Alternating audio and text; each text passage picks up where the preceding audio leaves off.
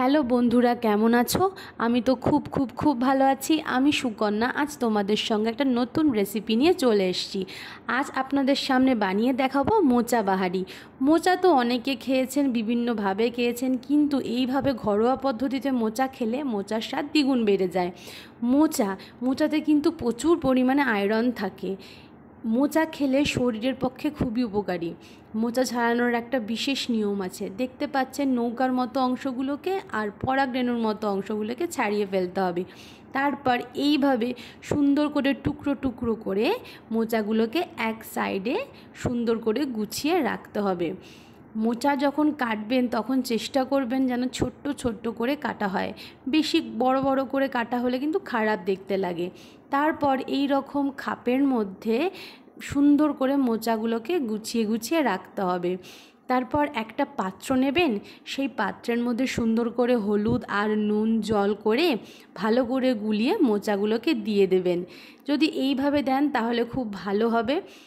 মোচাকে দেওয়ার পর সুন্দর করে সেই মোচাটাকে ঢেকে কিছুক্ষণ রেখে দেবেন, কারণ যাতে কষগুলো বেরিয়ে যায়, কিন্তু কষগুলো তো শরীরের পক্ষে খুবই খারাপ, সেই জন্য।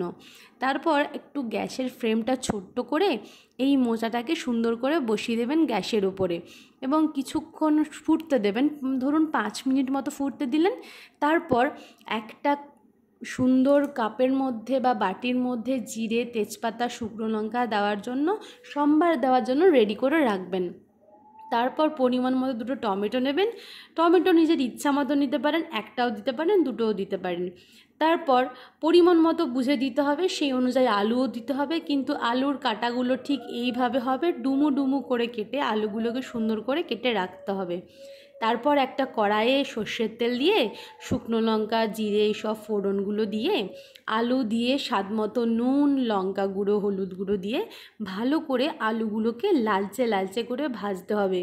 যতক্ষণ না আলুগুলো লালচে লালচে করে ভাজা হয় ততক্ষণ পর্যন্ত কিন্তু সুন্দর করে আলুগুলোকে ভেজে যেতে হবে।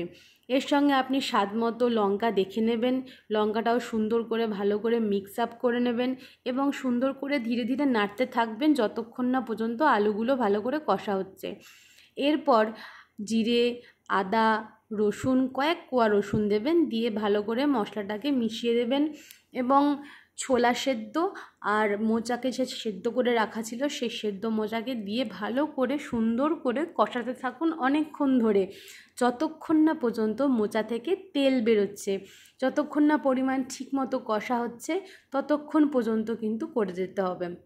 তারপর ইচ্ছা মতো একটা বাসনে কষে গেলে সুন্দর করে একটা বাসনে পরিবেশন করুন মোচা বাহারি এবং পরিবারের সঙ্গে সবার সঙ্গে বসে খান। কেমন লাগছে বলুন। আমাদের চ্যানেল